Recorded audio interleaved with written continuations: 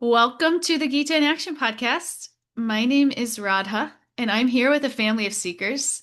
We have a record high attendance today. I think, what do we have? We're at 19. We have 19 people, 20 with George. We're 20 with George. Great. So we're at a nice, even, perfect number. And thank you for being here. Thank you for being here and taking this journey with us through the Bhagavad Gita. And we were just talking right before we came on live here about how important it is to try to apply these principles to our lives. And that's really why we come together here twice a week is to study these principles and to try to see them happen in our life, like Gita in action. That's what we're trying to do here. And this little community that we have, our live family, has been so transformative. Just like as accountability buddies, we have a nice live thread and we're like, texting each other during the week and then to come together and learn these things together and in the association of like-minded souls, it's so important. So if you want to come, if you want to be live, you can email me, seekersquest108@gmail.com. You can text me. And if you're not on the live thread and you want to be our WhatsApp group, please text me and I'll add you on that too because it's really personal and intimate. We've become such a family. So thank you all for coming and showing up and taking this journey, doing this journey together. So before we start, um, let's start with the prayers. Shakti. Mm. Can you, and I see you just asked, you have a couple questions. I would love for your questions, but today I have to stop right at 8:30 because I have to get downstairs Okay. for the conference. But let's just connect online and we'll do it for sure. Yeah, very easy. Okay, It's thank very you. easy. Okay.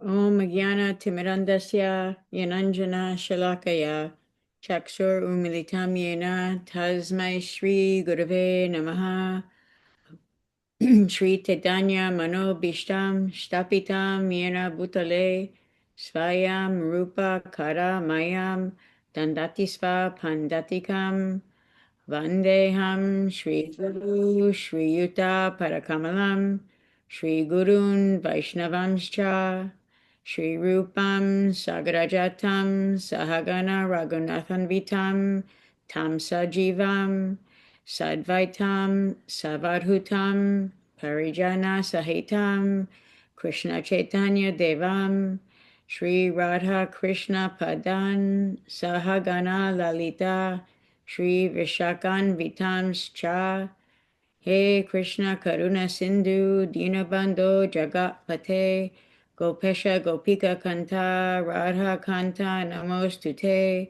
Tapta Kancha Garungi Radhe Vrindavanishpari Vrishabhanu Sute Devi Prananami Hari Priye Nama Om Vishnu Padaya Krishna Prastaya Bhutale Srimati Bhakti Saranta Swami Iti Namane Namaste Saraswati Deve Gauravani Prachayane Nirvishesha Shunyavadi Paschataya Tarayane Vanchakalpa Tarubhyascha Kripa Sindhubhya Evacha Patitanam Pavembhyo Vaishnavyo Namo Namaha Jaya Shri Krishna Chaitanya Prabhu Nityananda Shri Advaita Gadadhara Shri Vasari Guru Bhakta Vrinda Hare Krishna, Krishna Krishna, Hare Hare, Hare Rama, Rama Rama, Hare Hare.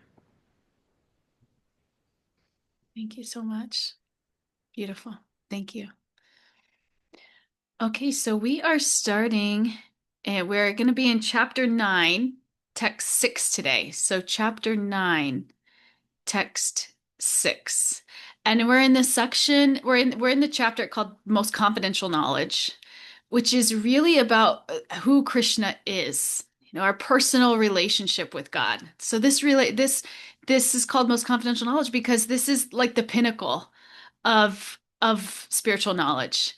And Krishna only reveals himself to those that have that heart, that open heart, that humble heart, those that seek relationship with God.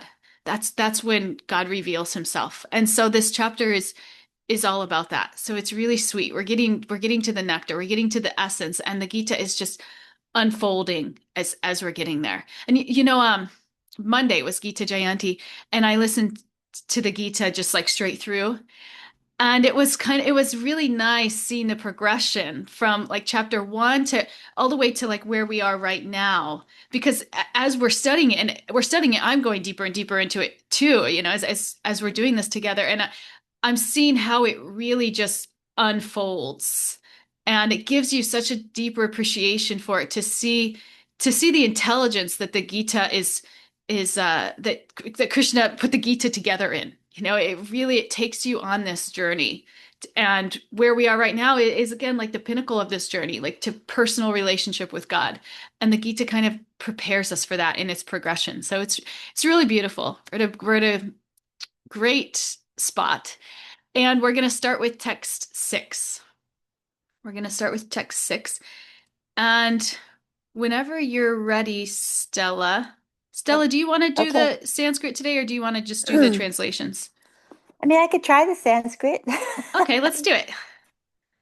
Yata kasa stito nityam Oh, vayu sarvatra go mahan tata sarvani bhutani matstaniti upattaraya. Understand that as the mighty wind blowing everywhere rests always in the sky, all created beings rest in me. thank you. So Krishna's giving us this beautiful visual here. He's saying, just as the mighty wind blows everywhere, yet always rests in the sky, all living beings rest in me. So for most of us, it's almost impossible to imagine how the entire cosmic creation could actually exist within God, right? Like, what does that mean? Like, it feels too big or too vast or too abstract. So Krishna's giving us this example of how we can wrap our minds around it. So we think about the sky like it's probably like the biggest thing that we can perceive. And within that gigantic sky, the wind moves everywhere. So the wind is powerful. It influences, the weather, the temperatures, the seasons, like everything. But even with all its power, the wind still moves within the sky because it's limited to the sky, and it never escapes it. It never goes beyond its boundary. So that's Krishna saying that's how this whole creation exists inside of me. Like everything we see, the planets, universes, living beings, all of it's moving, shifting, growing, dissolving within his energy. It's all happening within his energy. Nothing operates independently. Prabhupada would say, not even a blade of grass moves without the will of the Lord. And yet, Krishna remains aloof, just as the sky, remains untouched by whatever storms or winds blow through it. He maintains everything, he supports everything, but everything ultimately depends on his will. And he's also never entangled or like burdened by any of it. So he's maintaining, he's supporting, he's controlling. He's never entangled or burdened by any of it. So now let's move this closer to our daily experience. Like we all feel like we have freedom. Right? We all feel like we have freedom. And we do, like to some extent. We choose how we live, how we speak, how we act, how we treat others. And if you want to like close out of this browser and leave this class, you can. If you want to stay, you can. But just like the wind moves freely only within the sky, our freedom also has a framework. We can't choose not to age. We can't pause time. We can't decide to just like grow wings and fly away. So Krishna gives us unlimited freedom within a limited structure. Just like a horse that's tied to a post that can roam anywhere within the radius of its rope. So this balance of freedom and boundary is actually his compassion. So he gives us enough space to explore, to choose, to try, to fail, to grow. but not so much freedom that we destroy ourselves completely. Like his love, excuse me. It's beautiful. Like his love, it doesn't restrict us, it releases us. It's because he loves us, he honors our free will, and he allows us to act out our desire for happiness. And when we use that freedom wisely, he helps us move towards full liberation. And this is so beautiful, this mix of like boundaries and freedom. And I think this is something like I've always struggled with my whole life is boundaries. Like I felt like boundaries were like restricting me. And then we learn in spiritual life how boundaries they actually kind of protect us. They kind of protect us, but there has to be a balance of freedom and boundaries, or we feel like suffocated if there's just too many boundaries that we can't move, right? But Krishna's system is perfect. Like he gives us this framework, and there's also a framework within the framework, right? Like all of his guidance that he gives. Even something like marriage, that's a framework. You commit to one person, and within that framework, you have married life, and that protects you from a lot of things, from a lot of things, from having multiple partners and all the things that come with that. So these boundaries are meant to protect us. And then within that, we have free will. And this free will is important because love doesn't exist without free will. Isn't it? Like anybody ever been in a relationship where your free will is just like completely choked and it's just control, right? Then that's not love.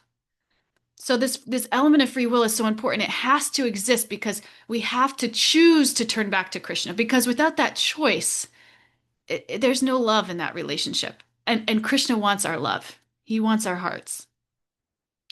What do you think, Zoe? Sorry, this is really awesome again. Because it's so funny because like over 10 years ago, I used to go to my old church and they were hosting like these yoga classes.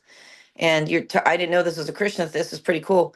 But sometimes I notice when you do like whatever kind of meditation or yoga, you'll just something will just come to you. On the banks of the Ganga, I had things just come to me. Um, and so relevant to this, when I was at the yoga class at Second United Presbyterian, my old church, and another group outside that was hosting yoga classes, I would sit in this really, yoga is, I'm not flexible, first of all, disclosure. I can't do these things. I don't stretch, I don't bend. So I'm sitting in this pose and it's not comfortable. It's like uncomfortable, but I'm sitting in it. I'm trying to find the comfort in that discomfort. And that's when it came to me. It said true freedom is not having, no limitations. It's knowing your limitations and working within. So within that space of discomfort. So if Mm-hmm. you sit in it for a while, it's like, even if you're struggling to do japa, because I do, one time I got to 12 rounds. I thought I was going to do a whole day. Then my son interrupted me. I was like, oh, it's so close. So, but if you sit in that discomfort, here's what happens. Just a little bit, it pushes your space. So it does expand, that space within the limitation. So I just wanted to share that because that was so wild because that was something like over a decade ago. I just came to me saying you just said it. So that's wild. That's it. Yes, yes, exactly. And so many of us worry so much about having more freedom, right? We want more freedom. We want more options that we almost sometimes get so distracted by that desire alone that the energy towards like even picking the right one relative to our ultimate goal is kind of frazzled. And so we can learn to appreciate the structure that exists, and then we can learn, to make good choices within that structure that support our ultimate goal, which is connection with God, connection with ourselves, connection with others. What do you think, Stella? Yeah, and I we've always seen this in marriage that real commitment in marriage when you're truly committed, there's you really love each other, but you know even though your feelings may change, you stay in that marriage, you're actually free to be yourself. You don't have to prove yourself. You don't have to, constantly like make a good impression. Like, but when someone truly like supports you and wants the best for you, you can unfold your own personality, your own being within that. You don't have to chase something. It's like a foundation from which you can jump into the sky and fly. You know, like this. I find that we found that through the years that we could really be ourselves. And that's like a beautiful freedom And that you know the person's going to love you no matter what. and that's like the ultimate marriage too with Krishna. I mean, the same things that Stella just said, but to the max. Yeah, that's so perfect and such a beautiful example of when you're in like a really healthy, committed relationship. There's a framework. Like you can't Yeah. just like do whatever you want necessarily. There's a framework. You have vows, you have commitment. And but from that, it gives you the stability, the security to really flourish Yes. and it gives you more freedom in that Yes. way. Flourish. To Perfect. flourish is a kind of beautiful freedom. Yeah.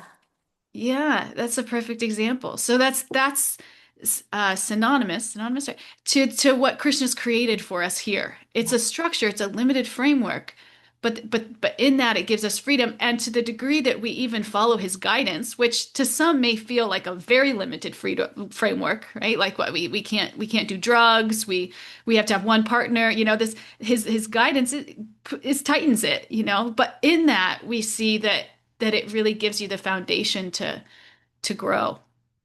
Yeah, perfect. Thank you. Shakti, what do you think?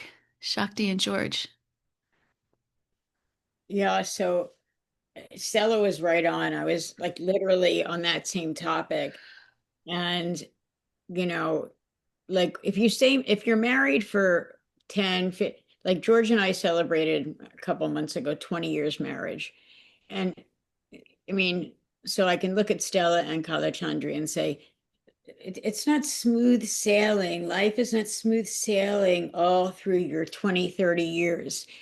But if you can learn to be yourself and then learn to accept them for who they are and just let them be. Like I didn't ask George to get up this morning. I didn't say you should come on the show. You should be on the Gita with me every single week.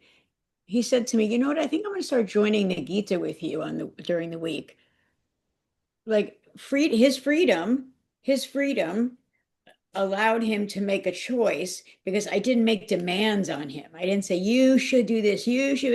And then I said, I might go to New Vrindavan for a month, but I have the end of the month, I have to do the Bhakti circle. He said, don't worry, I'll take care of that for you. Like things that like blow my, that's like Krishna in my life going, don't worry, like take care of you, be with me, and you will be taken care of. And it's Mm, like, wow, like it's as I'm unfolding in this new kind of world that I'm living in with my guru and new things that he's giving me, new new services that he's giving me.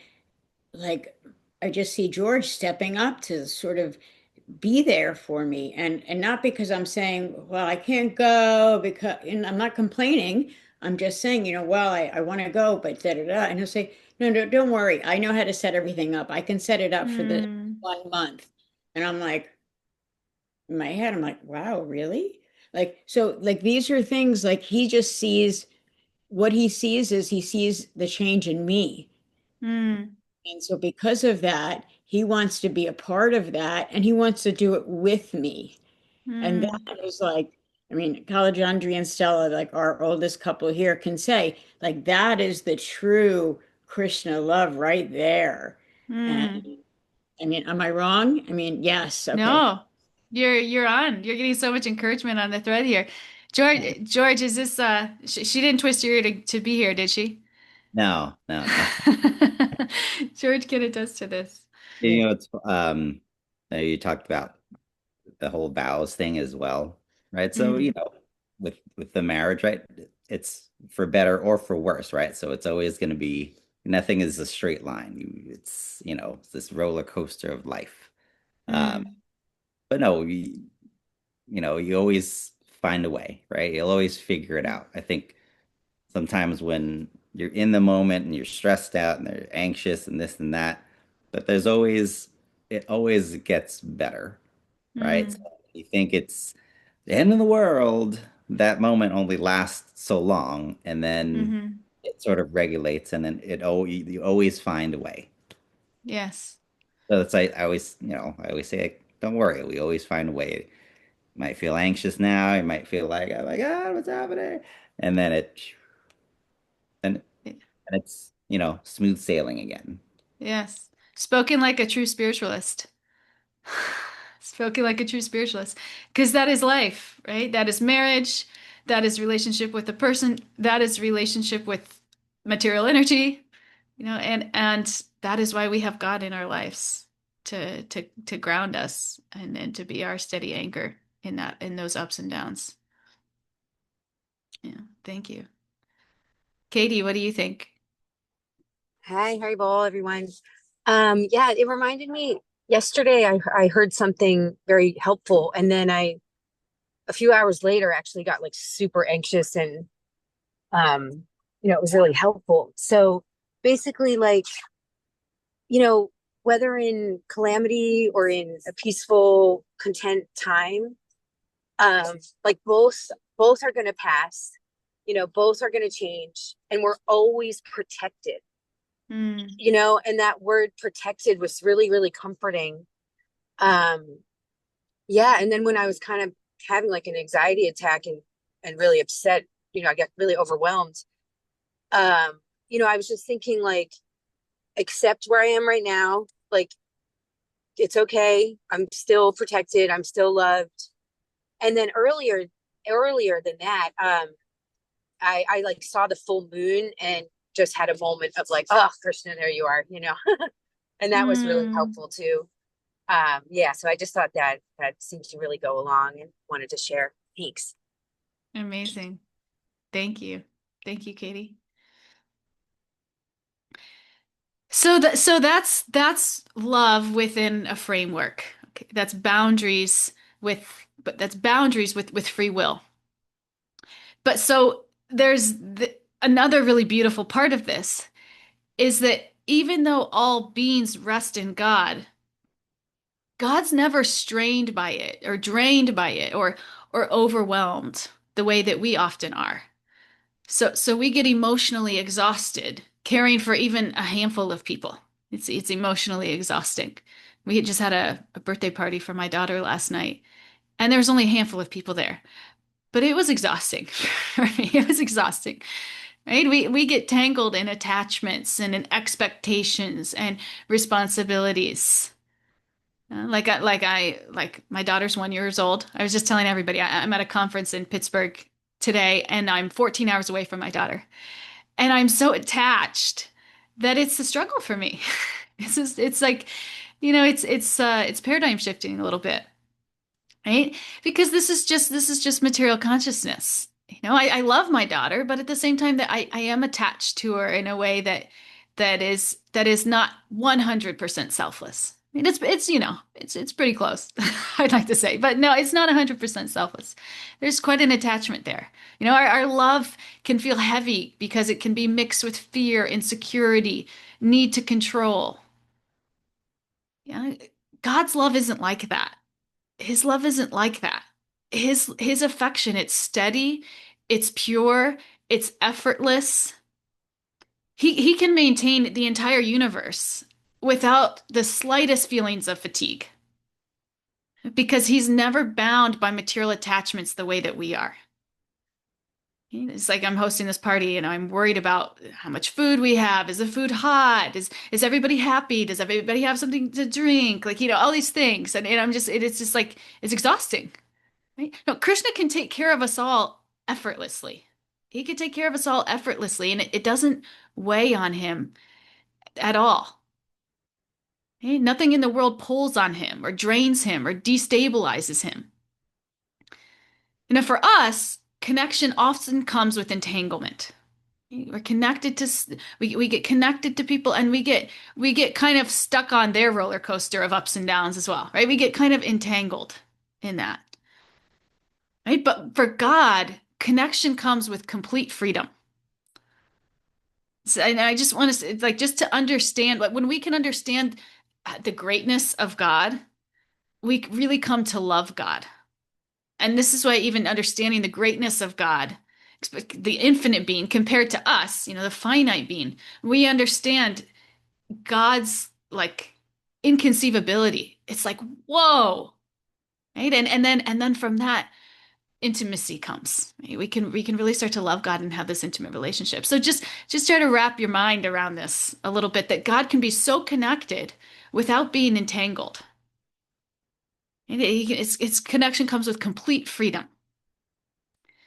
So he can be intimately connected with everything and everyone, but never become entangled or burdened by anything. This is amazing. This is amazing. It's like my daughter, gets upset about something or she's crying, and I'm feeling like so frustrated that it's like I just feel like the frustration just like bottling up inside of me when I hear when she's, throwing a tantrum. But Chris is not entangled like that. He still loves. He's not cold. He's not like detached in a cold way. He loves, but he's completely free. He doesn't get burdened. He doesn't get entangled. This is God's inconceivable mystic opulence. So after showing us how he maintains all beings, how they rest in him, Krishna is going to move to the next big theme, which is how creation and destruction also unfold within his energy. So that's where we're going next. Before we go there, does anybody have anything they'd like to share?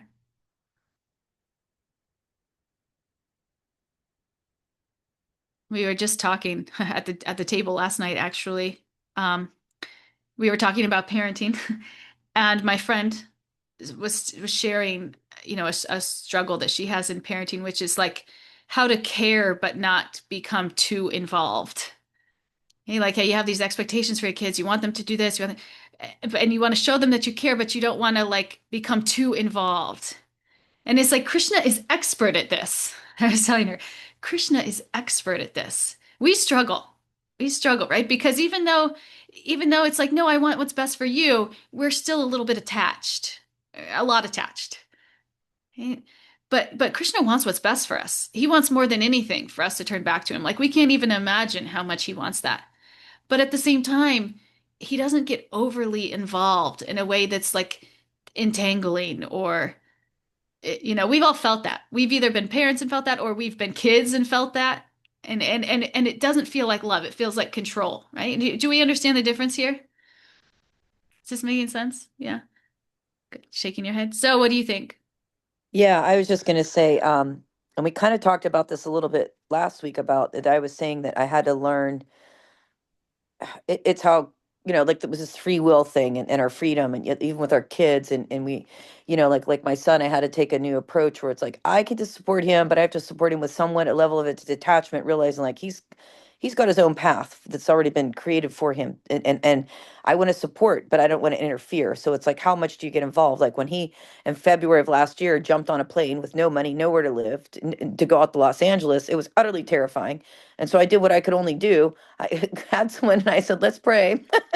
And I said, well, let's pray that he only comes into people of faith. I didn't care what faith, but just people, because there's, I didn't want to fall in the hands of like, there's a lot of dangers out there, especially in a city like that. And you know what? It worked because, in fact, when he had a complete breakdown and didn't have his phone, didn't have his ID, just was walking around with no shoes in a park. It was a Mexican American family of solid faith background, and the mother was like, that's someone's son, and the father was like, he might be hungry, and then his friend Iker reached out to him and said, hey man, can I call anybody for you? I wouldn't have found them and able to go get him if it wasn't for that. So it does. Yeah, you like what a test of radical detachment. But anyway, that's Yeah. it. Hmm. Radical love, radical detachment in radical love. It's holding that space. Yeah, Krishna is so expert at this, but we struggle. And when we get an appreciation for how much we struggle, we get an appreciation for Krishna's greatness because he doesn't struggle. It's effortless. It's really quite amazing. Thank you. Beautiful. Thank you. So I'm sure that would have been So tough. I can't even imagine. You're in our hearts. Aaron, what do you think?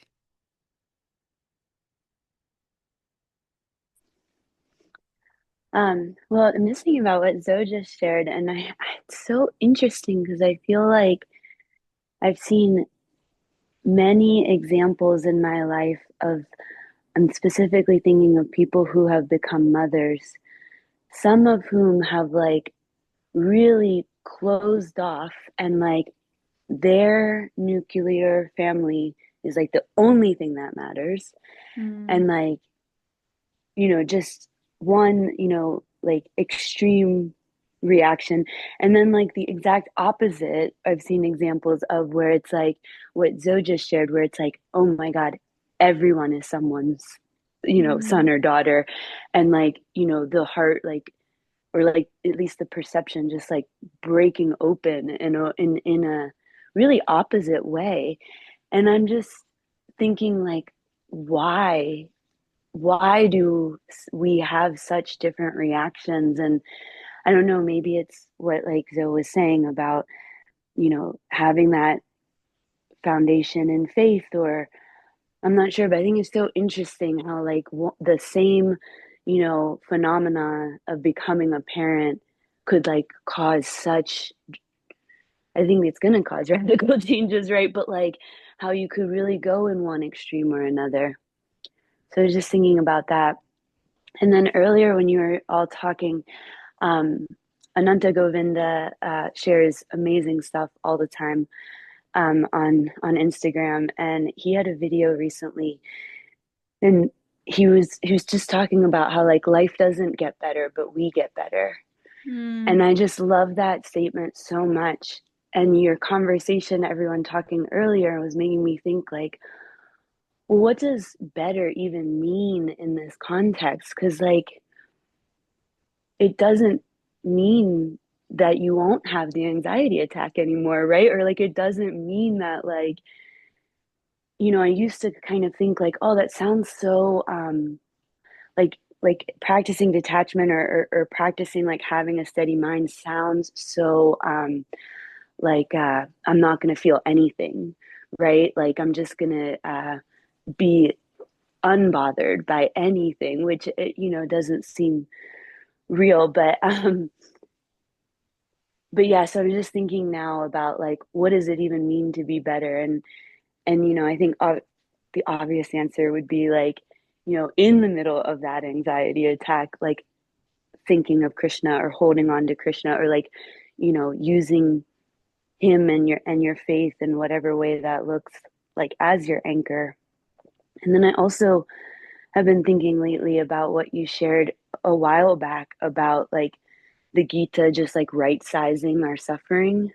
mm, And I love that phrase too so much, because it's like, I was just telling this to a coworker, like your suffering is real, even though like there's worse suffering out there in the world, right? Like mm, that doesn't mean your suffering isn't real and your feelings aren't valid.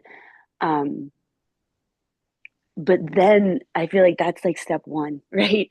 And then mm, step maybe like 101 is like when you get to like really study, but also like imbibe this text of like that just like notion of resizing suffering. I don't know. It's really big. So that's been something I've been thinking about a lot, because I can see the theory of how it works. Maybe not like the mm, practice yet, but definitely the theory. mm. Beautiful reflections. Beautiful reflections. And your first reflection about somebody who only cares for their nuclear family versus some, like in Zoe's example, versus somebody who sees every person as a child of somebody, a child of God, feels a connection, to every living being. It's a difference between a spiritualist and a materialist. Because a materialist, when we say materialist, somebody who's not seeking connection with God, then they're going to be connected to their family because they see them as as an expansion of themselves. right? It's just like extended ego. And then even you can even do that and have like serve your community. It's just a very extended ego. You see them just through yourself. But when we connect to source and we connect to other people as because they're children of God, we connect to our families because they're children of God. We connect to our community because they're children of God. It's a much healthier perspective, and it breeds a much healthier, stable relationship. Not to say that the other you can't have stability in, but it's never going to be as stable as when you're connected to other people, other living beings through God, right? As your connection with God, and then connection to everything as children of God. Because ultimately, we know when the ego's in the center, it's ultimately at some point gonna cause some conflict. It's so interesting because like that makes so much sense. And I'm just thinking more about like this framework conversation because I've seen examples where, people have a religious framework and still don't have that like they still close off and have just like the prioritization of their nuclear family. And like another person in my life who doesn't have a religious framework and just like surprises me over and over again of like she can make those connections that everyone is a child of God, without.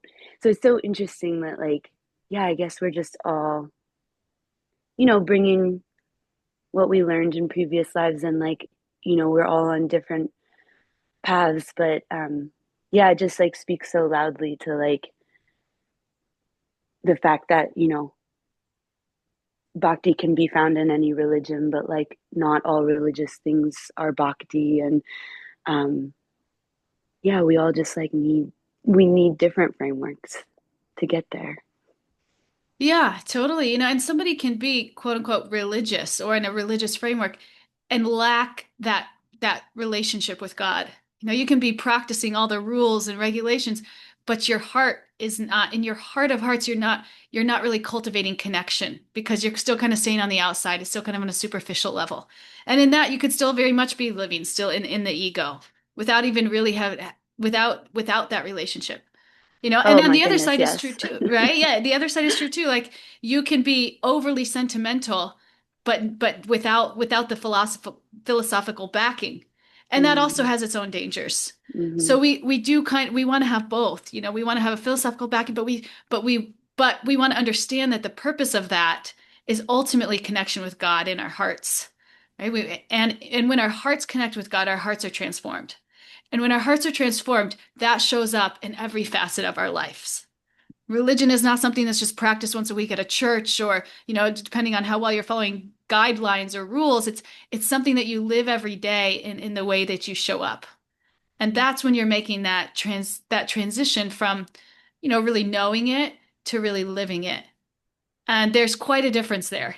And that's why we can't look at somebody and judge, their connection with God just on the outside because there's so many different factors.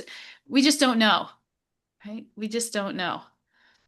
Certainly we can't decide how spiritual somebody is based off of the rules, how well they're following the rules that we think they should be, or it's like mm-hmm. it's so superficial.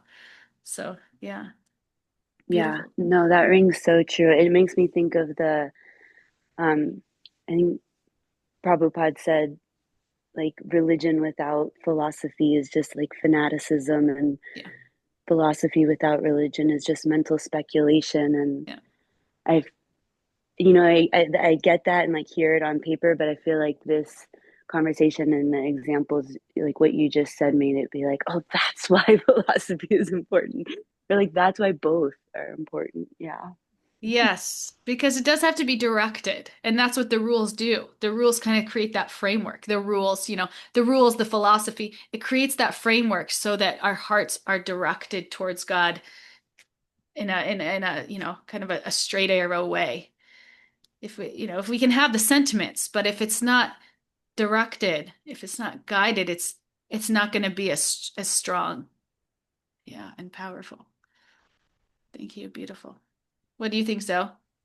Well, to to piggyback off of all this and kind of what Erin's saying, I understand what she's saying, how like, that certain, familial structures people will get withdraw into it and get steeped and like consider it like your everything, your whole structure, and then you disconnect from your social engagement, your church, even like a disconnection from God. And I just want to say, like, my best friend from high school, while I was in India in Rishikesh, and it was the weirdest thing because I never talk about her. And the night before I was mentioning her for some reason, because we became very disconnected due to differences in like philosophy and way of life and things like that. And then I don't know why I was thinking about it. The very next morning, I looked up and I saw like a post. I usually wasn't checking my stuff, but the first post was that her husband had died, and he's only a year older than me. So, she had lived this kind of close, brought up in a pretty intense Italian Catholic background, so I can understand having some Italian Catholic background myself. I can understand like, that being a little bit much and, needed to kind of find other things, but, and she found her own way, but, and there was kind of an insularness in the way she's lived her life, and I'm not saying anything about it. Like if you want to live a traditional life, I think that's fine and well, but, I think there's a lot to be said when you do it in the context of keeping that connection to your faith community, your spiritual community, as opposed to just doing it as just purely like a nuclear family model, which I kind of think is what, Erin's saying. But, when I went to the celebration of life for her husband, it was all music. And then I saw her kind of like in high school, like being the social butterfly, like going around talking to this person, that person. I was kind of trailing her and like she was introducing me, which is funny because it's the same way we were in high school. So I kind of see her, connecting. And, the bigger thing is, God saying like, just keep him above all else because, or at least in your heart. And I think he's still definitely in her heart because I could see it the way she's like navigating this. I don't know what to do with my life. And what she told me, she said, as a person, I said, I might do this. I might do this for work. She says, as a person who just lost their husband, I'm telling you, change is good. So I thought that was very powerful from her to say that. But anyway, yeah, I'm just wanted to throw that out there. Yeah. Yeah. When God's your anchor, then it's unshakable. That's it. If God's your anchor, when we lose, because we're going to lose those things, we're going to lose our family, we're going to lose our friends, everything's going to be taken away from us eventually. But if God's your anchor, you're set up for much better success than if not. And you could very well fall down with them, with those things. Yeah. Very nice, beautiful discussion.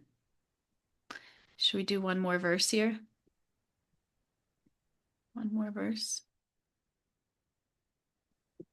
Shakti, do you want to try to do the Sanskrit for us this time?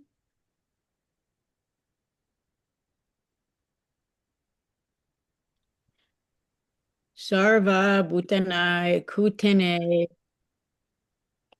Praktrim Yanti Mamakam Kalpa Kasye Punastani Kalpadu Vrishjami Aham. Thank you. And Shakti, or Stella? Oh, excuse me.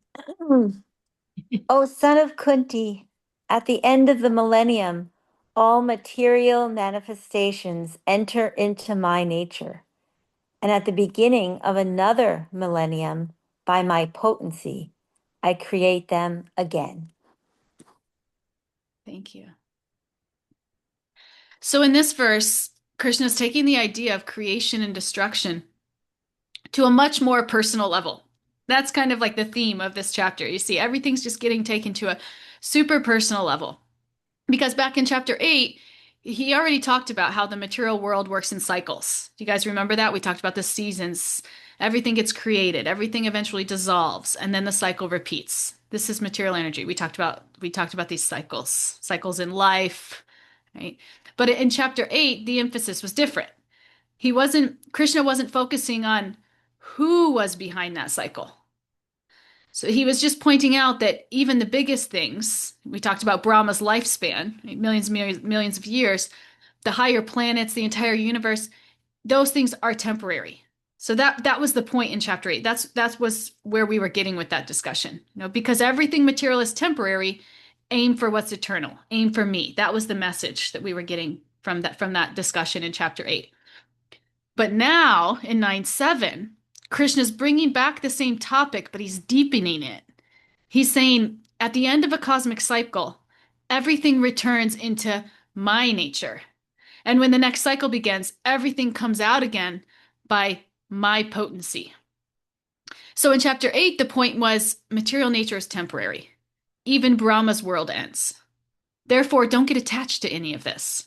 Don't get attached to any of this. Seek the eternal spiritual world. But in chapter 9, the point becomes, let me tell you who's actually orchestrating all of this. Everything dissolves into me, and everything is created by me. Material nature isn't independent. I'm in charge of it. So it's a development of thought. This is, again, so it's so beautiful about the Gita. It just builds on itself. So we get to this place. Before Krishna allowed us to focus on the temporary nature of the world so that we could start loosening our attachment to it. But he didn't really emphasize the who's in control aspect yet. He just wanted us to see at that point, like, don't get stuck here. There is something higher. But now we've arrived into this chapter 9, the most confidential knowledge. Krishna begins revealing his personal role. And we should really reflect on this and try to realize this, that he exists eternally in the spiritual world.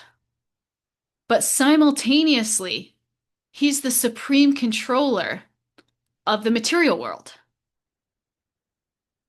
And that this massive, mysterious creation appears and disappears by his will.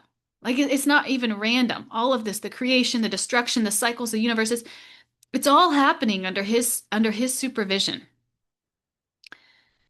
And then this theme is going to continue in the next few verses where Krishna explains even more clearly how material nature works under his control, not the other way around. So God's in his eternal abode, and he's also supervising everything that's going on here. It's really quite magnificent. Nothing's random. Nothing's random. It's not just happening. It's God's behind it all. What do you think, Shakti?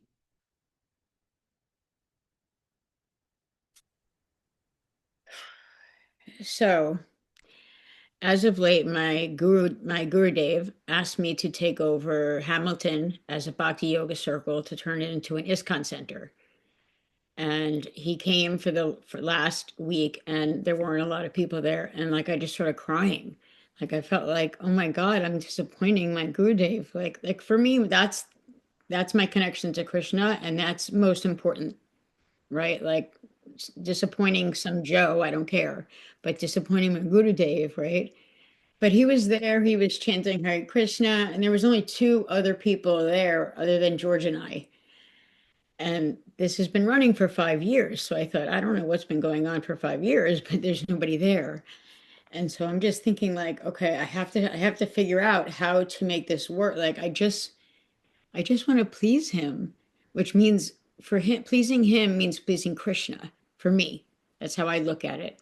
And it's a little bit stressful because I really want to show him that, he chose me to do the right service, and so it's like a different type of feeling, and I feel connected to Krishna when George and I do the service once a month, and we go to the Bhakti Yoga Circle, and we have food and kirtan. But I really want to make this. He wants to put a temple in Hamilton, so he's trying to build towards that, and I really want so much. So I just pray to Krishna, like, help me find the right way to bring people there so that I can show Krishna, so I can share with Krishna, and I can share with my Gurudev that I can do this for him, because he believed. I said, I was crying actually, and I said, I feel like I disappointed you.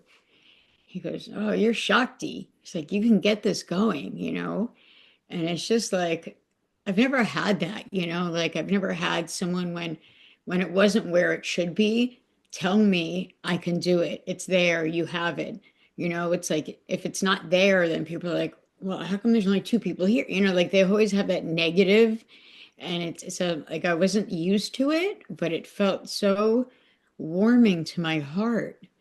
And yeah, so I don't know. That just came to my mind. Mm. And it's really beautiful. So it's so beautiful. Like I cry out of like love and connection. I'm not crying out of sadness. I'm crying out of love and connection and wanting to really serve him. He says, I know you can do this, Shakti. I said, oh, I'm just a fallen soul. He goes, not anymore. You are Shakti.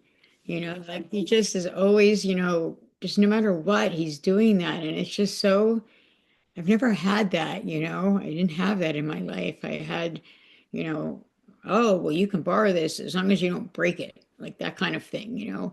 And so this was such a different, like a completely different outlook. And I just feel so grateful for that. Yeah, that's all I have You to say. know, a real teacher and guru too sees your heart and sees the purity of intention. And if only two people come for the next 10 years, it's just going to keep encouraging and loving you no matter what because they see your heart. I feel like I kind of learned this the hard way with one of my teachers because he was pushing me to do something and I didn't really agree with the way that he thought it should be done. And I wanted so bad for it to happen that I was kind of like, him and I were kind of like going back and forth on it. And I came to realizing that, like, he doesn't even care if it happens or not. He just cares that I show up with love in the way that I'm executing it and approaching him and other people. Like that's what he cares about. That's what he's trying to teach me in this. Not that the result needs to be exactly, perfect or kosher. And we don't even control the result. That's the other thing he's trying to teach me. It's not even for us to decide how it should look or how many. It's, maybe we have some goals in mind, but really we're just striving forward the best that we can. And a real guru sees that sincere intent and sees that sincere heart and just encourages that because that's the job of a guru. It's not like I'm not going to be happy if you don't get this many people. It took me so long to figure that out with my spiritual teachers. It's that they don't have that material consciousness. They're just trying to fan the spark. They're just trying to fan the spark, and that spark is love of Krishna. And when we love, we try to serve sincerely. And when they see us doing that, they're happy. So we get stuck in material consciousness, but we can drop that because it just yucks up our lives. Right? Radha, It's you just have to go. Dear Radha, you need to show up at your You need to meeting. go. You need to go. Oh, you guys are funny. Yes, wonderful. Let's hear from one more person. I want to hear from one more person. We are worried about you going to the meeting in Don't time. be Yes, you worried. need to Don't show be up. worried. You guys are That's so why sweet. I wrote in the class so that nobody else has more to say because Radha has to go. Okay, all right, fine. I'll go to my meeting. This is so boring. This is so much more Yeah. fun. I know. Okay. Have a Thank you. wonderful day. Thank you. Thanks for showing up, and we'll see you all on Monday. Looking forward to it. See Hare you. Krishna, everyone. Thank you. Hare Hare Krishna. Krishna. Krishna. Thank you.